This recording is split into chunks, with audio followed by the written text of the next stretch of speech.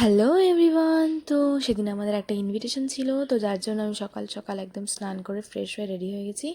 আর এই নেল পলিশটা পরেছিলাম, আমি জানি না এই ক্যামেরাতে কেমন লাগছে, বাট আমার ভালো লাগছিলো সামনে। আর এই তো, আর এই কানেরটা আমি পরেছিলাম ফার্স্টে, বাট এতটা ভারী ছিল যে আমি একদমই আমার ওই সারাদিন পরে থাকার মতো কোনো এনার্জি ছিল না। তো পরে আমি এই কানেরটা চুজ করেছি, যেটা ভালো লাগছিলো আর আমার আমার জন্য কমফোর্টেবল ছিল। যাই হোক, এই তো রেডি হয়ে গেছি। কেমন লাগছে অবশ্যই কমেন্ট করে জানিও। আর এই একটা মিষ্টির দোকান থেকে মিষ্টি কিনে আমরা সবাই চলে গেছি। যাই হোক, এই তো পৌঁছে গেছি অনেকটা ভেতরে, অনেকটা গ্রামের দিকে।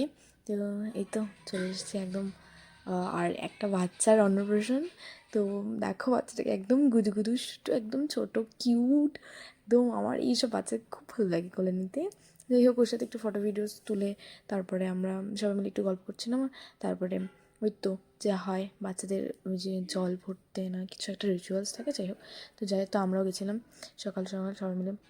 সেদিন প্রচণ্ড রোদ ছিল, যার জন্য একটু অসুবিধা তো হচ্ছিলো, বাট ঠিক আছে।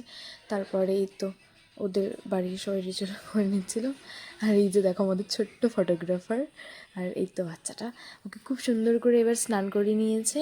ও একদম ছোটো বাচ্চা, একদম সেই সুন্দর কিউট দেখো একদম।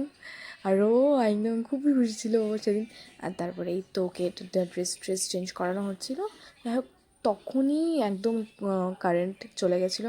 যাই হোক, তারপরে অনেক কষ্ট করে সব কিছু রেডি করা হয়েছে অনেক গরমের মধ্যে। আর এই তো ওর মা ভাত দিচ্ছে। আর এখানে দেখে একদম আমাকে ভূত লাগছিলো, বাট সেদিন রাত্রেবেলা আমি বেরিয়েছিলাম একটু। তারপরে একটু খাওয়া দাওয়া করে আমরা বেরিয়ে গেছি বাড়ির জন্য। That's it, tata.